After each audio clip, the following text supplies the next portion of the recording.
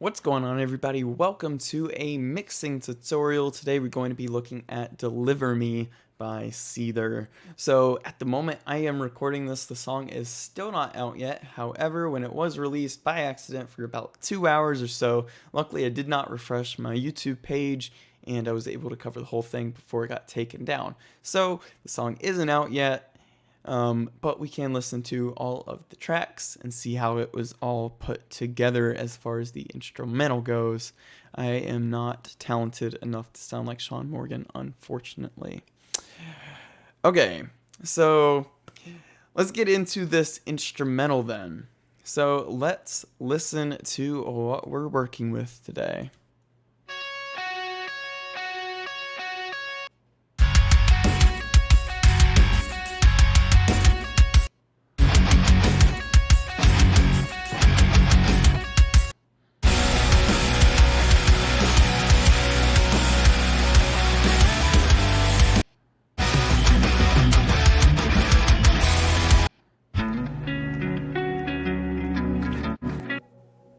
Okay, so those are the sounds that we will eventually get into on this mixing tutorial. There's a decent variety of sounds here, nothing, too crazy, but there is some interesting things for us to look into. So first off, why don't we start with the drums? Here is the drum sound that we have.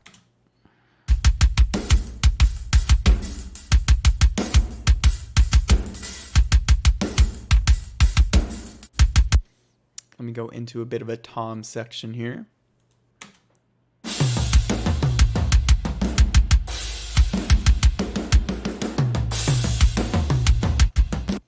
Okay, so there's our drum sound here. So as of everything here with the mixing tutorial today, if you want to learn how I got these original tones that I'm going to show you, there is a link in the description of my Patreon where I go into a lot more detail about how I got these tones in the first place. So if you want to hear about that, link in the description. But let's go ahead and kind of dissect this drum sound that we have going on. So first off, let's listen to our kick with and without the processing.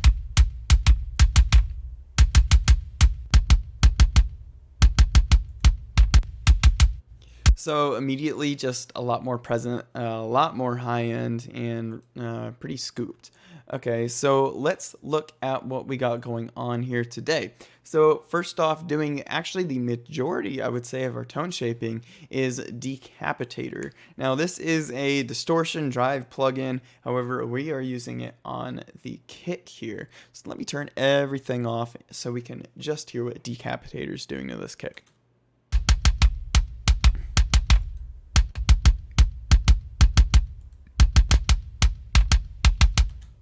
So there you can hear a huge boost in the high end here. Or another way you could say it is a absence of the low end in this kick, and that is really where Decapitator shines. There's this knob here, right here, the tone knob. Now, the tone knob really here, when I put it on bright, what I'm hearing is it really kind of just diminishes the low end instead of really trying to boost the high end in this kick. So let's hear that.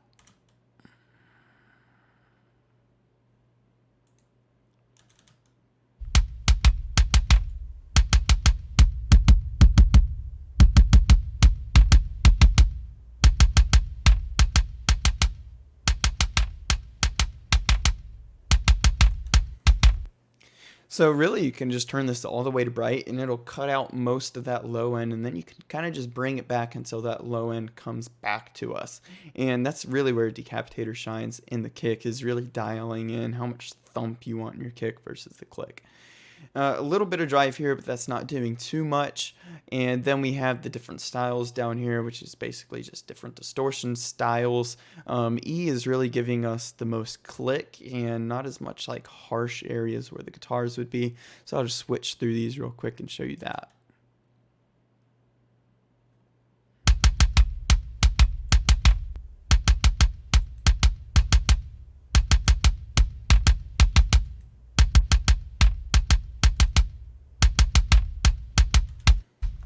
So the styles here are very subtle, but to my ears, E is giving us the most presence without being harsh. Okay, so now that we have some of that low end taken out of the kick, now we're going to run it into a compressor, so all of that low end is not triggering our compression. Okay, so let's see what we have going on here.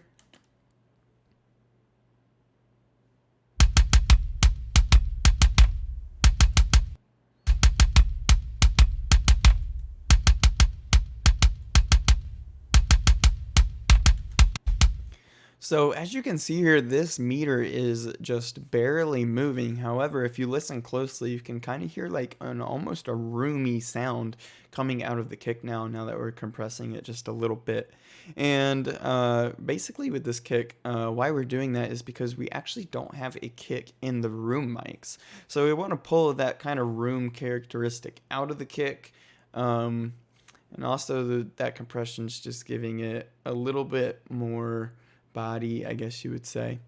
And then as far as the EQ and saturation goes, we're giving it just 3 dB of air, just a little bit more click, and the saturation at 30%. So we kind of all know what air does. I'll just show you that.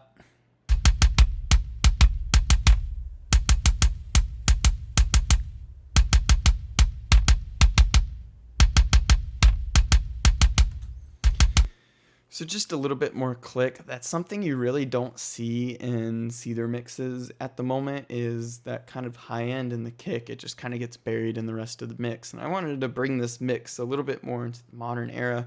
So we have a lot more click than they do in the original mix, but I kind of like it. And then the saturation, very subtle, but with smash and grab around 30% is a really nice sweet spot.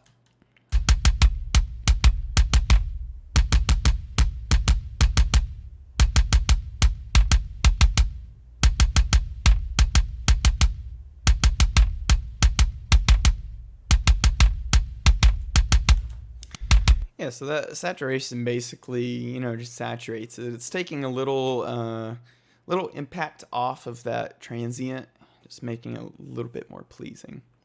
Next, we're going to run that into Saturn, which is a lot more shaping here. Just a little bit off the low end here, a lot off the mids, and also a little bit off the top end. So the top and the lows basically stay the same, but we get a lot of mids taken out between 150 and 750. All right, so that's almost 12 dB. So really scooping the kick here. And then basically just giving it a little bit more click with the gentle saturation drive. So let's hear that.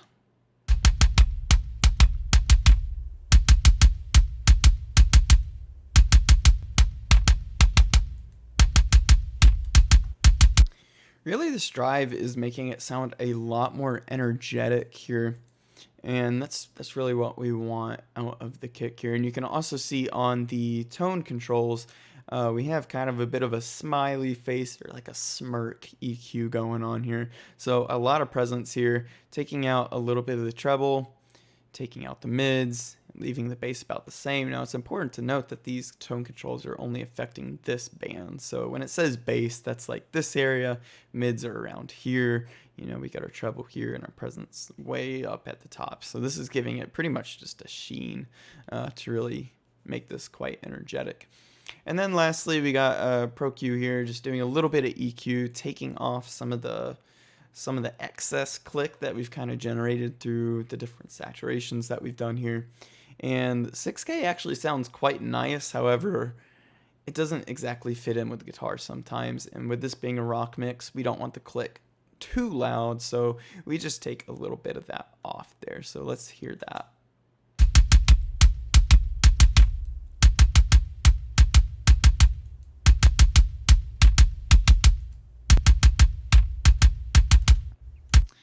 So our kicks just pretty much really controlled now. There's a nice balance of all the frequencies going on. So with that being said, let's move on to the snare here. Now we have a lot of processing going on in the snare to really make this pop. So let's see what we did here. Let me turn this off and then back on and we can hear that.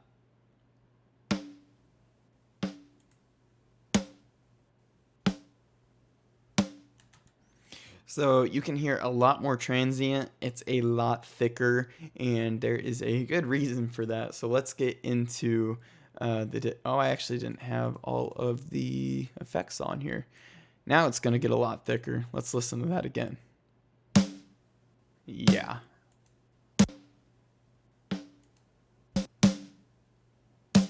There you go. That's the snare sound we wanted. We had the transient before. It wasn't as thick. And that's because of our friend here. So let's get into all the processing on this. Okay, so first off, we have this gate. Now the gate's interesting because it takes a lot of that tail end of the snare and just chops it off. So let me turn everything off here, and we'll be able to see that. So let's turn it off first, and then I'll toggle it on.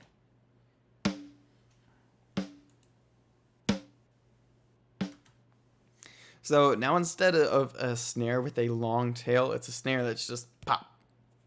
And that's actually nice because a lot of the tail in our snare is going to come from the room mic. So we really want our direct mic to be kind of just like a transient microphone almost. So that's the gate. Next we have some compression, and a lot of compression at that, to kind of bring that tail back in an interesting way. So let's start with that off, and then I'll turn it on. You can see how we bring the tail end of the snare back in a little bit.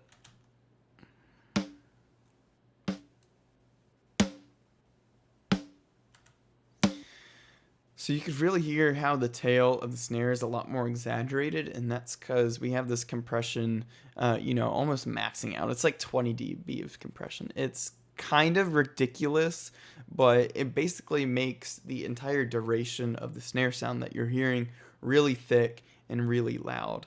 So that's cool. We have, again, 3 dB of error. We heard what that did with kick, and also 30% on saturation. So same thing going on there, and you could kind of hear how the tone changed a little bit. Next up, we have Pro Q, basically taking out some resonant frequencies there. There we go. Taking out a little bit of the mids of that and then boosting the highs. Because again, we really want this to pop. So we really want the kind of smack of the snare in the top end to be super loud. So let's hear that.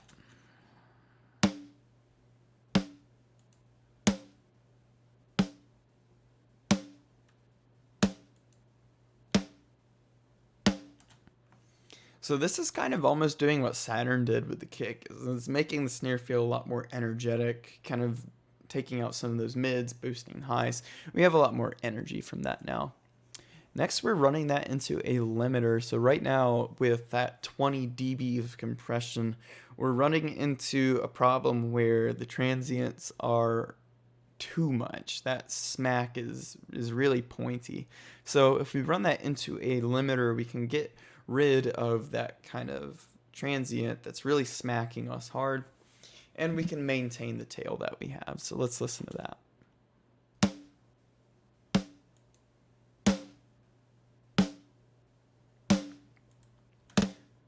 So as you can hear there, that initial pop of the snare is still loud, but it's the same volume as the tail now. So now everything's pretty much the same volume all the way across what we're hearing with the snare.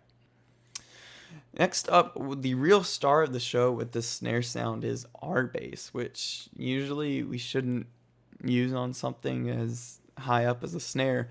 However, it actually really works for this. So I'll show you the huge difference this makes.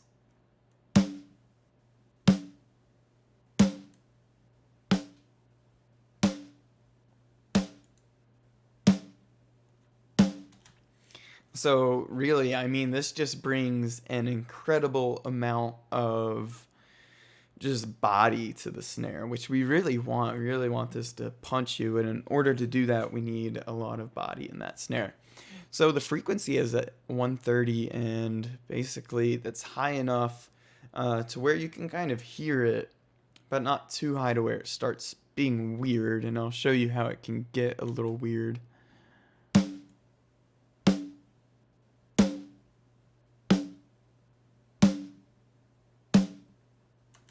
You can hear when I have it at like 160, it starts throwing some resonances at us that we don't like. And it would not help the mix at all. But if we take it down a little bit to 130, it's just going to give it a nice body. There's no resonant frequencies from that. It's just a really solid snare now. Yeah. Okay, so last off with the snare, we have another Pro Q. We added so much body, we again need a ton of top end to compensate for how much we added. So 6 dB at 10K. So that is quite a bit, but it is also quite nice because it gets us a lot of that smack back that we were missing.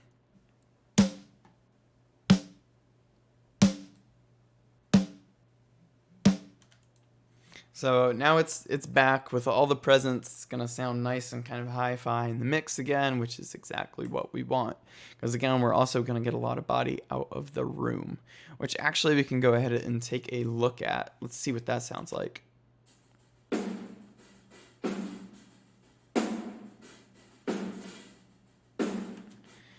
So yeah, you can tell our room mic has a ton of snare in it, and that is on purpose. We boosted the snare into the room mic so we could really get a lot of slap out of that, and there is a ton of body in that snare sound as well. So again, a lot of processing on that room as well. We want to take out all of the low end in this. We don't want any rumble going on our room. This especially too if you have kick in the mic, which I think we have just the tiniest of bit, but we don't want anything like that. And really the important frequency that we want in the room mic for the snare is 400. That's kind of the magic number that gives you a lot of body in the room. So we're leaving that. We're cutting out anything below 300 because we just don't need it. Taking out a lot of the mids in there, which kind of cleans it up. And then giving it some high end like we did before with the snare. So let's turn everything off and see what that does.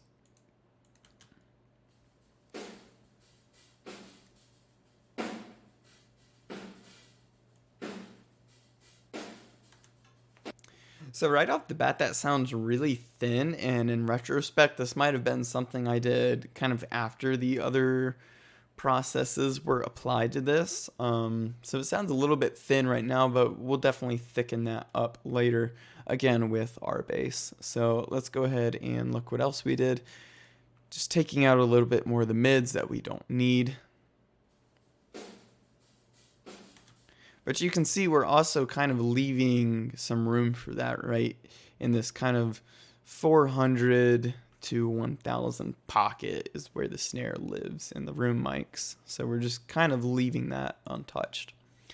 Going into Saturn here, we need quite a bit of saturation in that mid, like I said before, to really make this pop. So let's hear what that's doing. This should do quite a bit.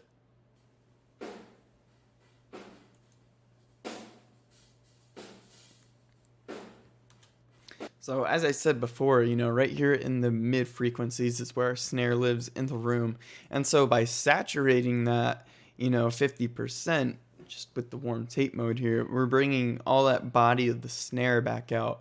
We're kind of leaving the top and low end alone because we don't want all that distortion with our cymbals, because that might sound a bit over compressed and whatnot. But compressing those mid sections to really get that snare body to pop out is quite nice. And then to exaggerate that even more, we're going into the smash and grab here at a really high threshold. This will bring a lot of that body out as well. So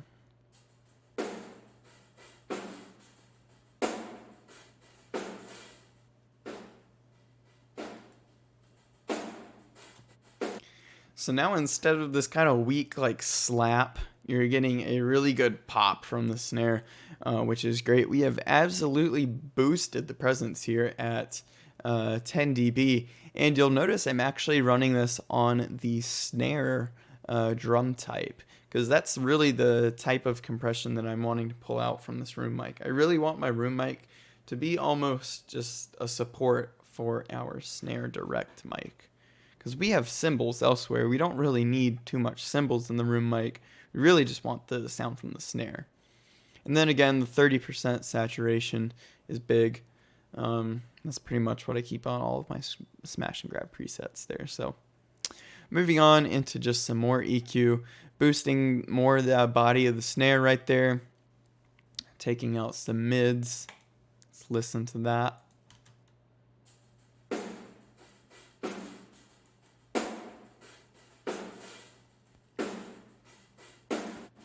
Yeah, so with that 10 dB of kind of boost here, we need a bit more body in the snare.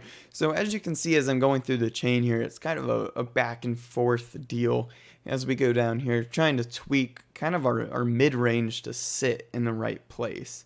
And through these different processes, that kind of shifts around a little bit. So you just kind of have to make sure that mid-range gets pinned in the right place. Otherwise, we are running this into an imager actually, which is basically going to spread our stereo out. But as you can see, again, I'm using ozone because I only want to make this really stereo in that mid-range where that snare is living. So the snare is going to get a lot wider here. It's going to add more support to our direct mic.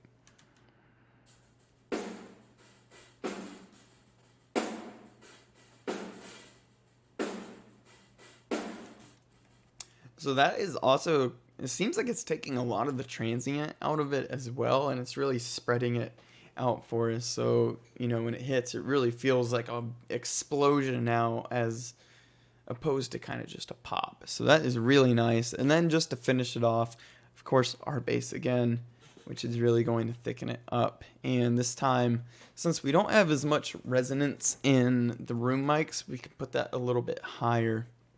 So let's hear that.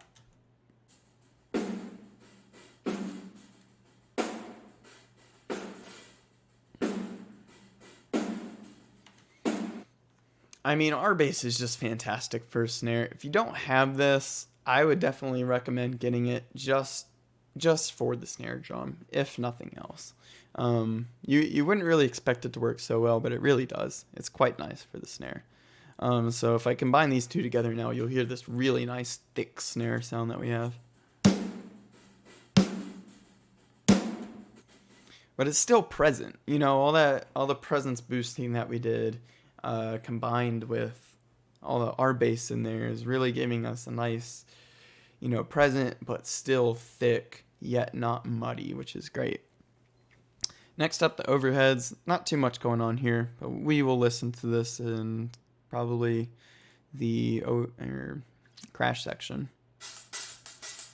Still overheads. What about here?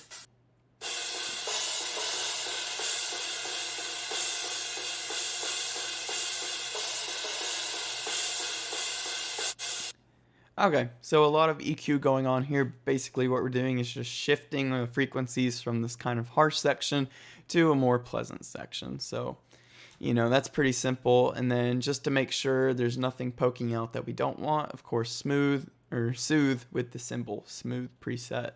This pretty much just speaks for itself.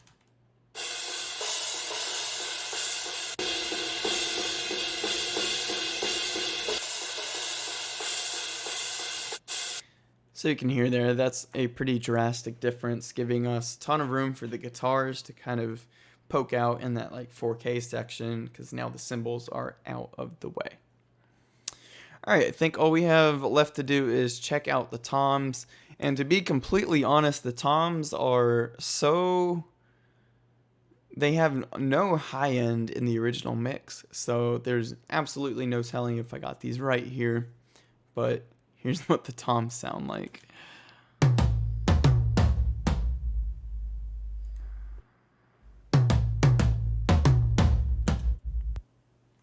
Okay, so not too much going on here. Basically, Saturn just bringing out some of the high end in the toms there, really getting rid of a ton of kind of sub frequencies, because the toms that I'm using here are quite subby. I'll show you that without the effects on.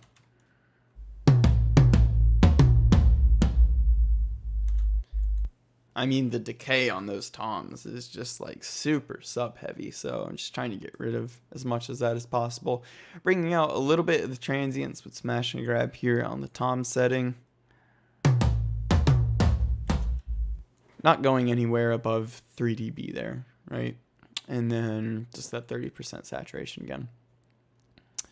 Going on to more EQ, basically taking out some flub here, some of the harsh mid-range, shifting that up again like we kind of did with the cymbals, but it has a different effect on toms, but we can hear that. Let me turn off the limiter here.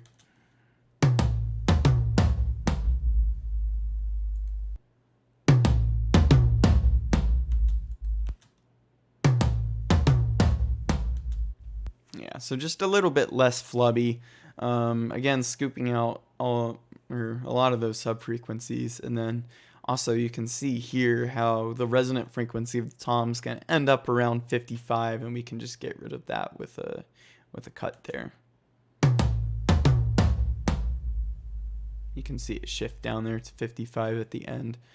So that kind of just subtracts the decay of the tom a little bit. And then these are also really clicky right now, so like the snare, I believe it was. Yeah, like the snare, we can take off some of that kick with the limiter here. Right. Okay, so that's pretty self-explanatory. So that is pretty much everything with the shells of the drums here and the other indirect mics. Let's go on to what we did with the buses here. So let us look at the P comp right here, which is parallel compression. And to help with that, we have virtual mix rack loaded up with the distressor. So basically what we have here is a 50% mix with a really high ratio, and then squashing that pretty good. But also, we're not triggering that with any of the low end information, which we have here in the detector circuit right here. So this is really only triggering for the high end stuff in the mix.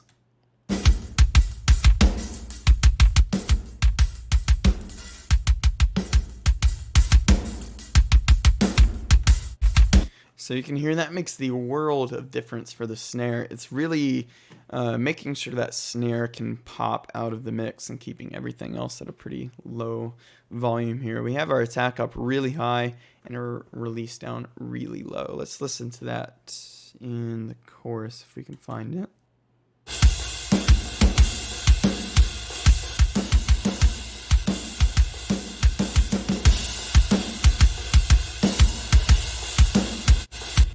So you can hear the snare really kind of coming to life a bit more in the mix there.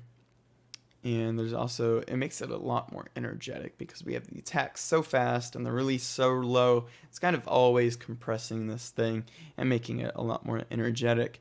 And then we also have the distortion down here, which is also contributing to a bit of that energy. And then last, we just have the drum bus here, which is just a bit of saturation with tape.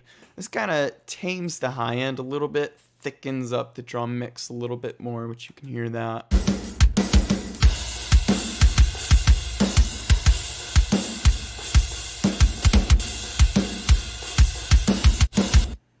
You can really hear the whole mix kind of fill in almost in that kind of low mid-range in a way that's not muddy, but it does get a lot thicker, which is really nice.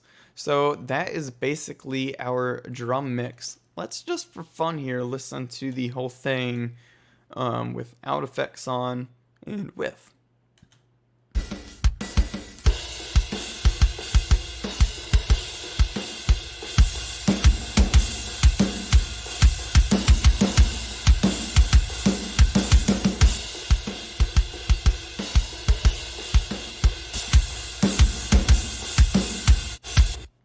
That's pretty cool. So there is our drums. All right, moving on. Bass goes hand in hand with the kick here. So let's move on to our bass. Now the bass kind of differs quite a bit from the original mix, but I really like the way the bass tone came out on this song. So let's get into what that sounds like.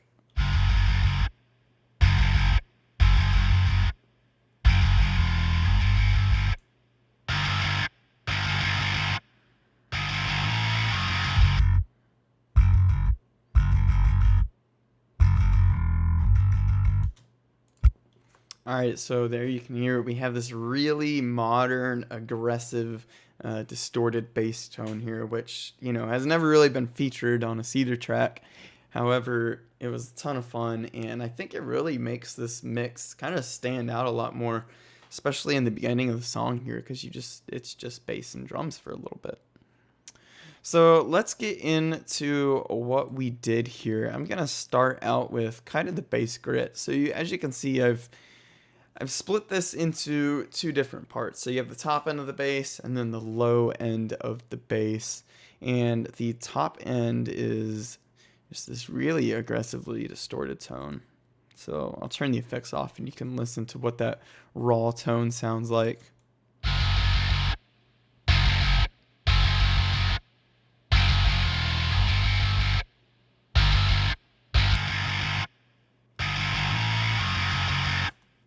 So big difference with the effects there that get mixed quite substantially. I mean, this bass almost sounds like it got run through a guitar amplifier or something like that. So with a bass tone that's distorted that much, obviously we're going to have to shape it quite a bit. So that's what you can kind of see here going on, taking out a ton of that kind of honky mid-range and also a bit up where the guitars are. And then we're also rolling it off at 8K because we really don't need anything going above that. It's just not necessary for bass. So let me turn our other effects off. We can hear what that does. Then off. And then on. So you can really hear all of that kind of low mid-range just thrown out because we really just don't want it. We want a pretty scooped bass sound here, and that's what that gives us. And I believe we are going to just go more so with that with the Cornef amplified instrument processor here. So basically what we got going on here, a boost in the higher mid-range. We have a lot taken out at like, there we go, 12K, or not 12K, 1.2K, and that's basically all we have going on there. And then another low pass at 6K, just doubling down on that because we don't need anything above that. So let's listen to what the EQ is doing on this. I'll turn it off first.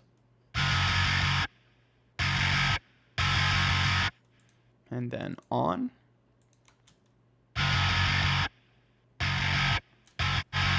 So really what you're hearing there is just a big shift in the kind of upper mid-range of this, shifting it into places that's more pleasing for a bass guitar. So again, shifting that down a little bit into the kind of 750 range, as you can see here.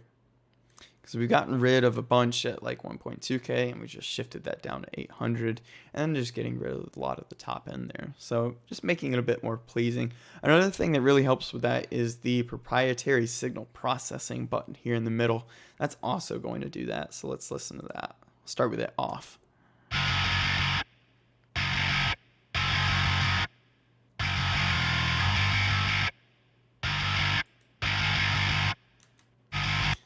So you can hear it gives it this kind of like subtle saturation down in the like almost bass region, but low mids, but in a way that's nice. It sounds solid, if you will.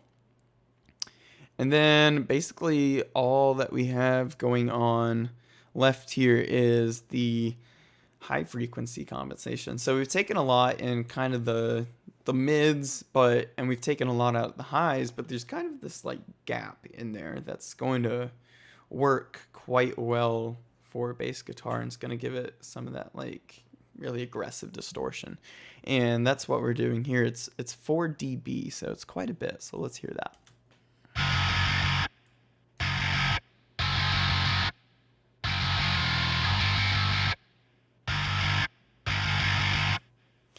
And then you can also see up here we have this insufferable mid-range filter, which I've set to 4K, and it's reducing that quite a lot. We have minus 24 dB here. So we're really just nuking 4K completely out of this bass tone. So that's why you hear that kind of whistle go away completely when I turn this on here. And then last, to pin it in place, we have L1. Which, funny enough, is not doing anything, but ideally that would pin it in place. But I believe we're doing that on the bus as well. So there's that. We could probably just remove that, but it's there. Next, we have kind of the actual bass, the part that's going to shake your car. So let's hear that.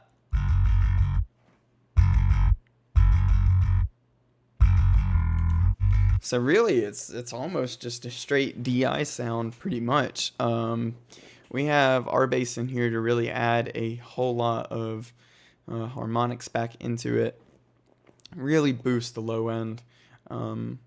Like too much, but also we want that because this is a whole separate track that we can just mix in separately. We have the frequency set at 87 here because that frequency is the root note of the key that the song is in. So off the top of my head, I believe the song is in the key of E minor. I could be wrong about that, but that's what I remember when I mix this. And basically what you can do is just, well, we can actually figure it out here.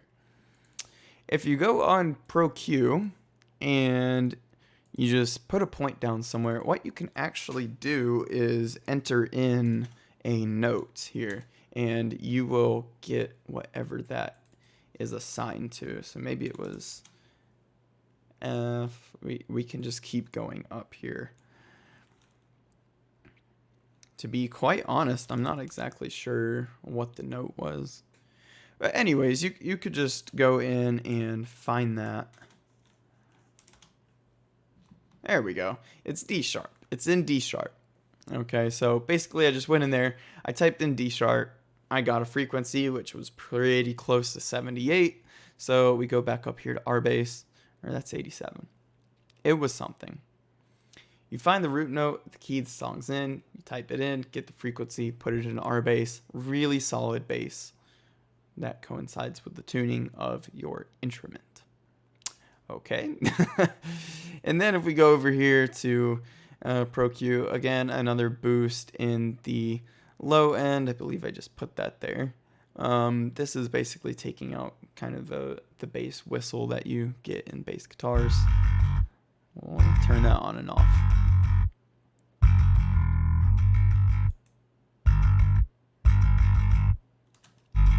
Just getting rid of a lot of that pokey bass that's going on there.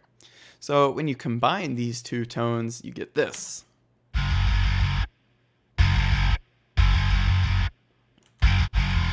And you can hear we still have a little bit of that like clean pick scrape that you get from the bass, because again, we didn't take out any highs on the low end here. We basically really just boosted the bass. So you still get that clean picking in there, but there's just a lot more bass than you would have otherwise. So it makes for a nice subtrack. Now the bass bus is actually where a majority of the shaping happens here. Now that it is all together, if you'll notice these little numbers on the side, that is minus 20. So we're taking out 20 dB of 240 here, really scooping this bass tone to no end. So let's hear what that's doing. We're also taking out a considerable amount of other low end there, which is really going to make this an aggressive bass tone. So we'll start with it off and then I'll turn it on, and obviously you'll hear a giant difference.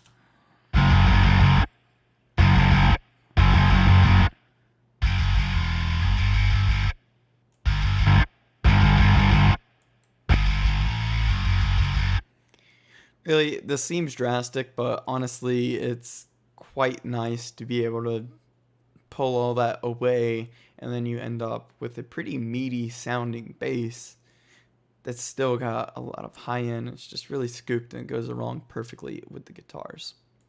Next is Pro MB. So this is a, what would you call this? Like a dynamic EQ pretty much, but it is going along with our kick here. So basically you can see every time the kick hits, it's going to duck this frequency in our bass track.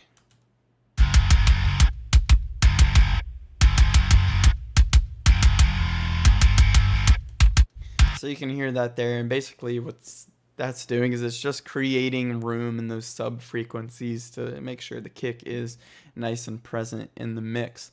And then last but not least, we have Power here, which is a really nice compressor for making sure things really get stuck in place. It's almost like a vocal writer, but for anything. So let's listen to what that's doing.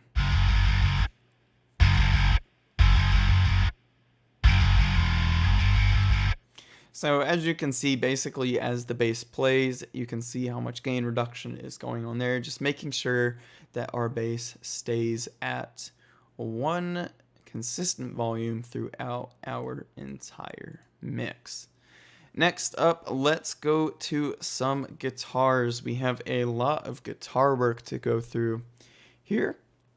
And why don't we just start out with our main rhythms. Now, there is no additional processing going on to these guitar tracks. This is just straight out of the amp. Of course, we have a little bit of processing going on the bus, but as far as the actual tone goes, this is what it sounds just coming straight out of the amp.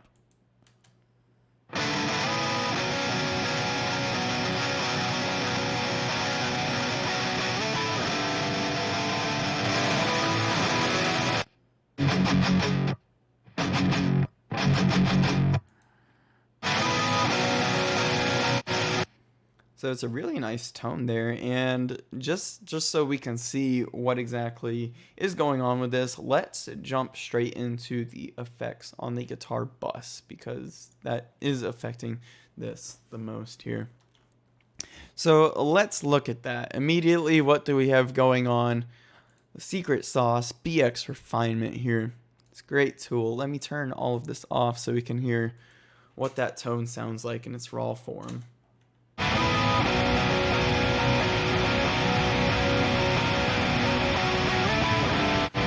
So already a really nice tone, but as we can see with the other instruments in the mix, we're going for something that has a lot of high end.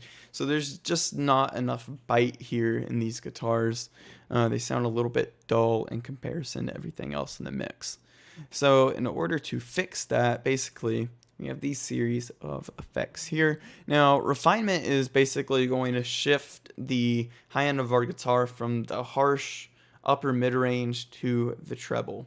So how we do that is we basically pull a little bit down on the dampening and then boost the presence a little bit. And you can do this on an amp, but the cool thing about this refinement plugin is that it does it dynamically, like Soothe does with the cymbals. This is doing it to the guitars. So let's listen what this does. I'll start with it off.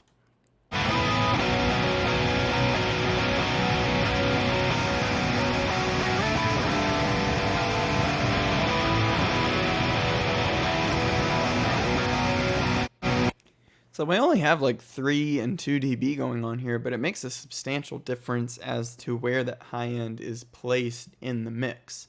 We're not really losing any high end, we're just shifting it to a different area. Okay, so next we go into a little EQ strip here.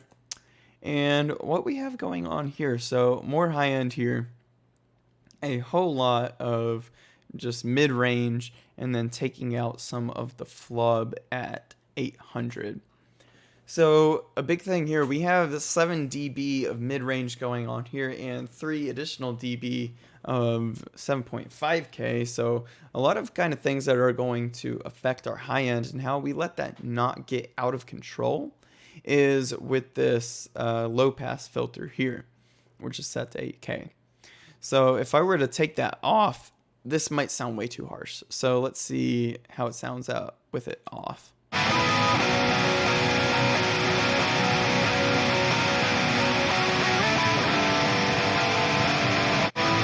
And this is a very gentle low pass, so it's not completely taking all of our high end out, but it's more so controlling it.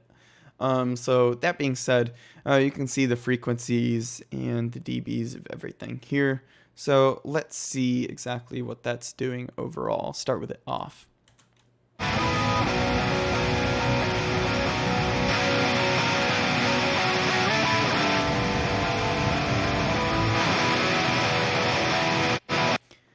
So now we're getting the bite. There is a ton of bite in these guitars now, but also with this low pass filter being on, it's not harsh to our ears. There's no ringing frequencies poking out at us.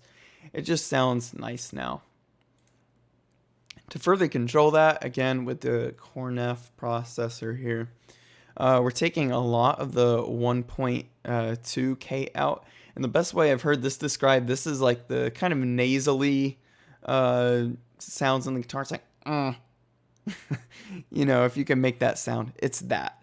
And that's the only EQ thing we have going on there. We also are doubling down at 8K on that kind of low pass filter. And then again, we saw this with the bass, the processing in the middle, saturating in the low end a little bit, and also taking out some of this mid-range. We have this in a different spot though. But first off, let's just hear what these three are doing here, really adjusting the EQ of the sound.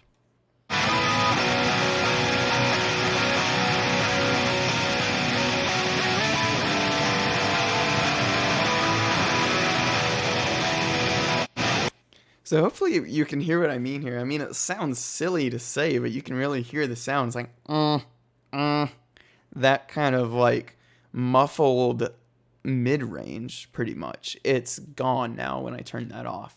So that helps it sit in the mix quite a bit. Again, the low pass filter, we saw what that did previously, and then the signal processing, let's hear that.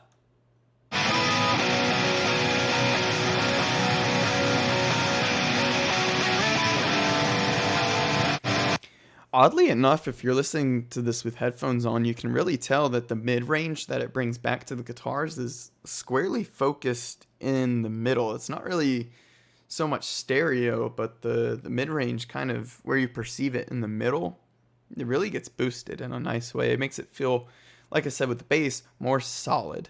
And then over here we have the mid-range filter again. Now I have this set to probably 2.4K, right? If you are astute, you will know that is an octave of the other mid-range that we pulled out. So that's interesting. So it's probably something we don't want. Turns out it is. And, you know, minus 3 dB here, not too much. And then just boosting that a little bit more with compensation up here. So let's listen to that. I'll start with it off.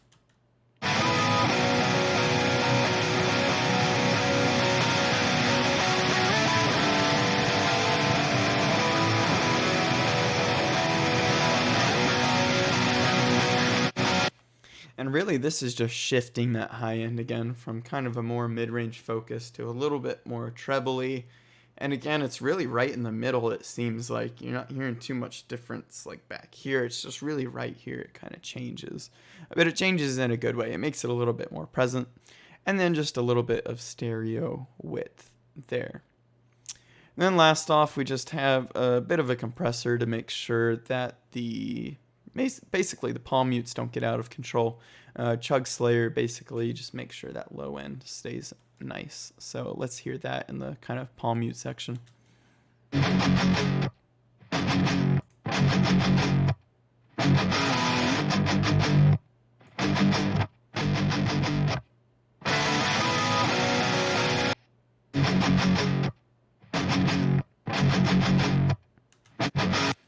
So it's subtle, but it really is taming that low end, especially if you can tell like where the palm mute ends here. This little tail end right here, where we kind of stop playing the guitar. That's really where it kind of clamps down on it and makes sure it doesn't bloom as that note kind of ends.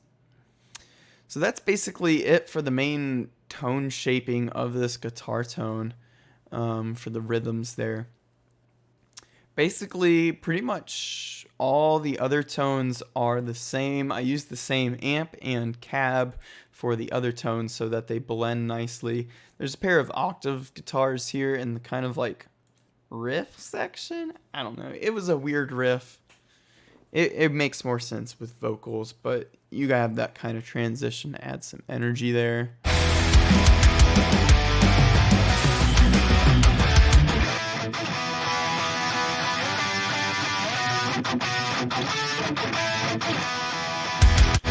kind of a staple for Seether things. And then lastly, we have the leads over here, which again is the same tone with just a reverb and delay pedal added onto the end of it. And to be quite honest, I'm pretty sure it was just stock settings.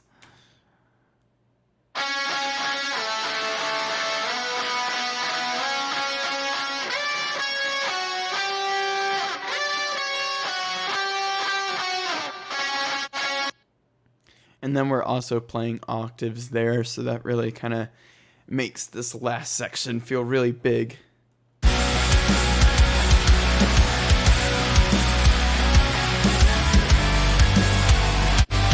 And then you have that like kind of lick at the end there, which syncopates with the vocals. It's a pretty cool little ending to the song there. It's quite nice. Okay, what else do we have? Now, the main kind of lead, the motif for Deliver Me.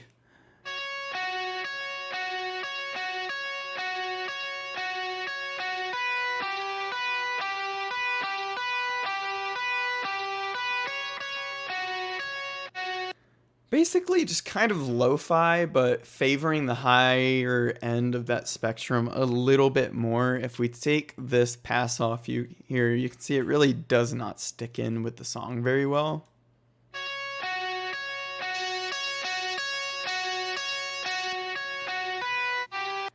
There's a lot of unpleasant fizz there that just doesn't match up with the song, so it's just better to get rid of that.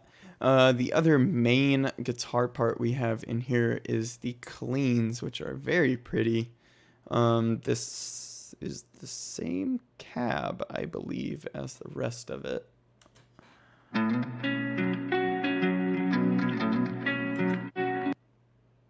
I might take that back. I think the cleans and the leads are with a different cab, but it doesn't matter too much.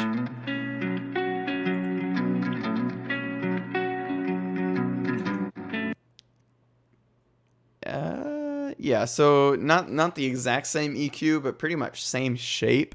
Getting that to be a little bit lo-fi just because it sticks out of the mix too much otherwise. So not too much going on there. The only other thing I did with guitars, and this was just with a delay and reverb pedal set, the full mix, we kind of get this nice ambience.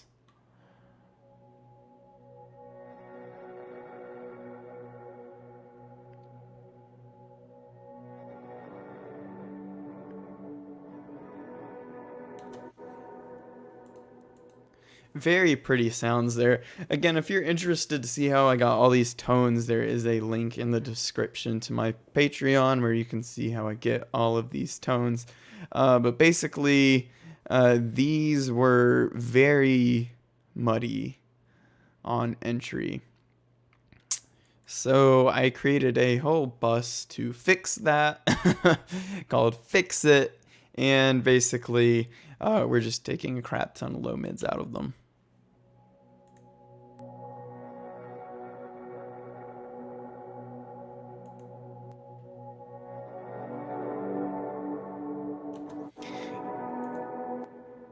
It's a really nice sound, but this low end blooms so much with all that reverb, so it's just best to take it out of it.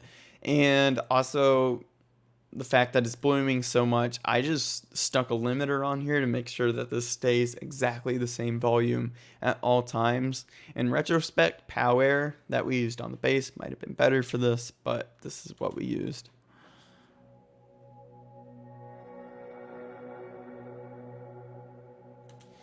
You can hear it's catching it really well, but also it's kind of distorting it, which kind of sounds cool, but might not be something that we really want all the time. I just want to listen to the clean guitars on their own here because it does sound so cool.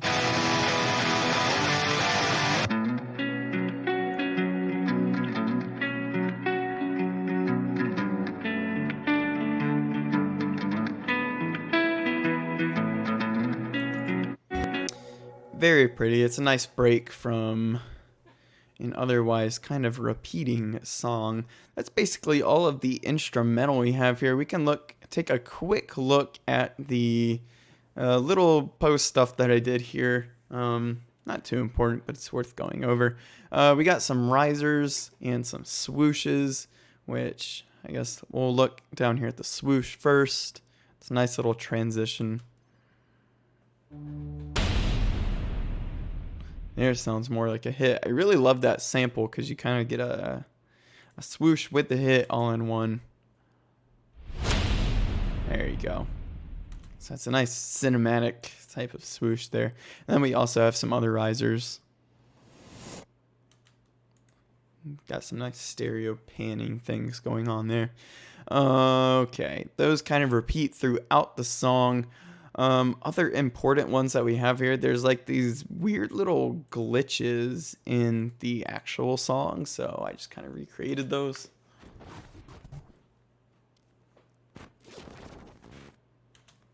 They're honestly quite distracting in the mix, but they are there, so I added them. Those are just random sound clips I found online somewhere.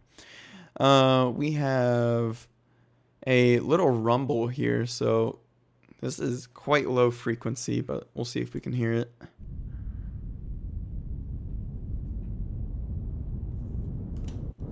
And basically all that's doing is building tension to where the guitars come in.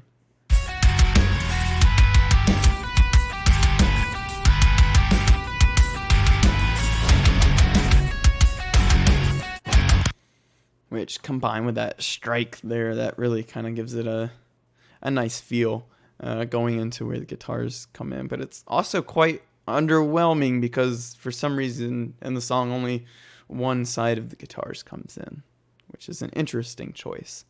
Nevertheless, we have one other thing here that I want to show you guys, which is pretty actually, and then we'll go over the mix bus. So hopefully you didn't leave yet because we still have the mix bus to go over, which transforms our sound quite a bit. This is basically just backing up the clean guitars. Very pretty serum patch, actually.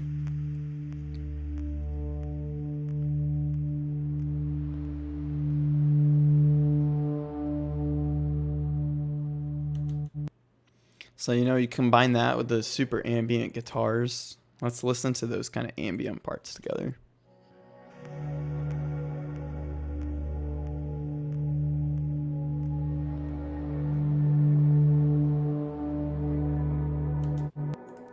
So much movement in that. It adds a lot underneath that main guitar part.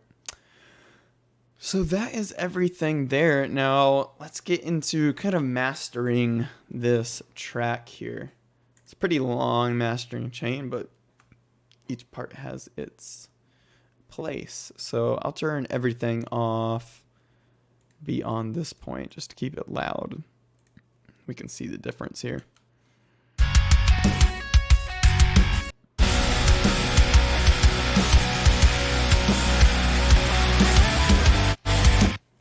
Really adds a lot of thickness to the sound. Let's start at the beginning. A pro cue to start us off here, taking out some of the low end that we don't need beyond 40 hertz, because really beyond 30 to 40 you really can't even hear that, so it's not worth having. And then also an interesting thing we do here is taking all of the low end out of the sides up to 100. So this basically tells the song to keep all of the low end information straight down the middle, which gives you a bit of a thicker sound. Moving on from that, we have FG Gray, which is going to catch our snare and kind of duck the whole mix. We'll see if we can hear that here.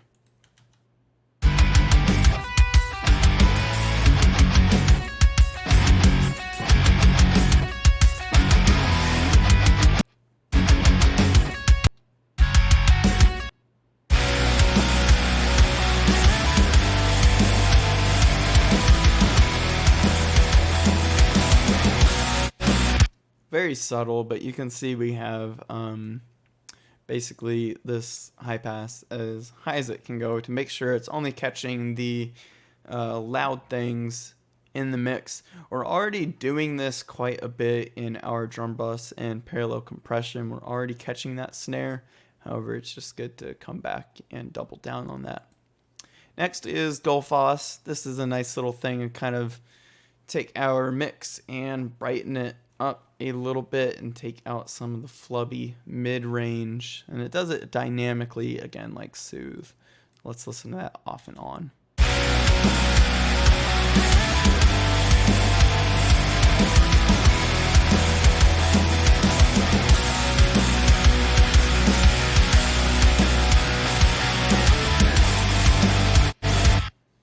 It's very subtle in this mix particularly because I already thought it sounded quite good. However, this can quite drastically change your sound, which can be nice, but I just didn't do it too much in this mix. Next, moving on to tape machines. As you could hear with the drum mix, this is kind of gonna thicken up the whole mix a little bit, so we'll listen to that.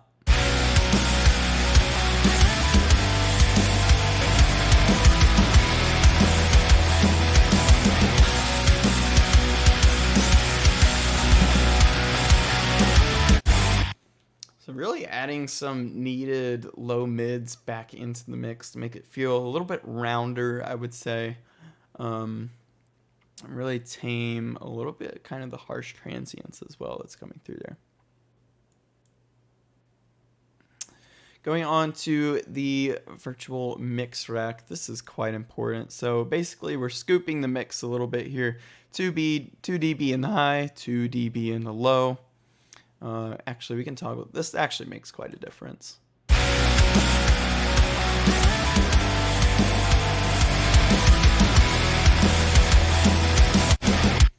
really just adds a lot of excitement to the mix. And then we have this guy, which we used in the drum bus as well. But actually, like in the drum bus, we have a really fast attack and really slow release, so it's kind of always squishing our mix together, gluing it up basically, and we only have a couple dB of gain reduction here. You don't want to go too crazy here or else everything starts pumping. It's bad time.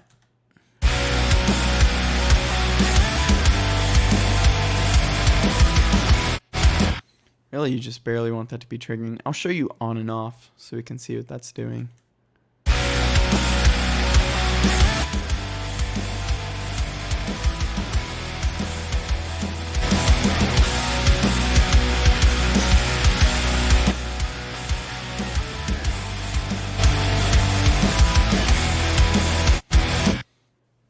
Really, there's quite a big volume difference there, so it's kind of a little bit hard to figure out what it's doing exactly, but this is really helping us glue the whole mix together.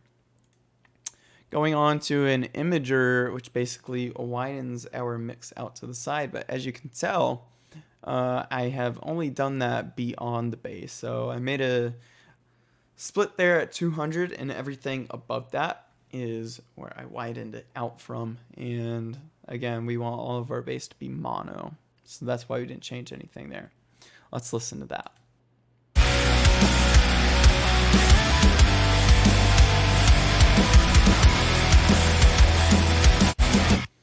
Really, the guitars get a lot more present that way, but not in a way to where we have to boost any frequencies to make it feel unnatural.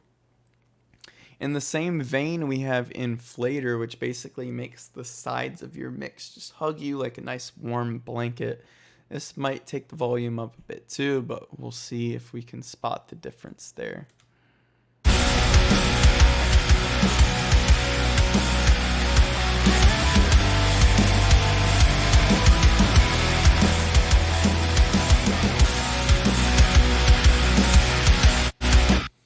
So really the best way I can explain Inflator is, instead of thinking as your stereo width as something that just goes like straight out behind you like a cone, Inflator almost makes it feel like it's coming back around you a little bit. Like I said, kind of hugging you. Your mix kind of hugs you a little bit. And it's really nice way to, again, make your guitars a little bit more present without having to boost anything. And then last, just to make sure we are loud and nothing is poking out too much, we have the invisible limiter. It's my absolute favorite limiter for mastering, just because it doesn't really give you much of like an over compressed sound, but you can still crank this knob quite a bit. And the key for me to getting this is basically just soloing my guitars, and you'll see this light basically flicker. It's just barely going to be catching the guitars, and that's where we want it to be.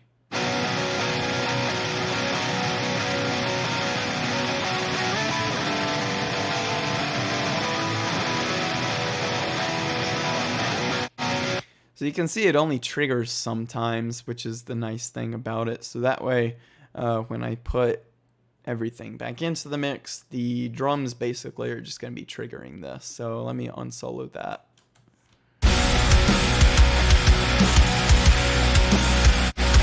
See, now that the drums come back in, we're really triggering everything, and we're getting about like 4 to 6 dB of compression. Is nice. So let's see. This is just going to be a huge difference in volume, but just for fun, I will show you the mix with and without the mastering.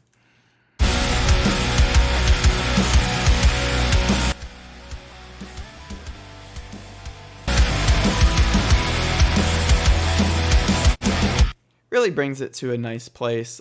So yeah, that is my mix of Deliver Me by Seether.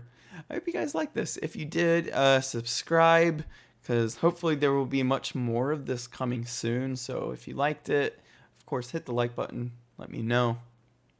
Otherwise, again, if you want to see how I got all these tones, make sure to go check it out on Patreon, and we can look at that as well. But that's going to be it for me today, guys, and I will catch you in the next one.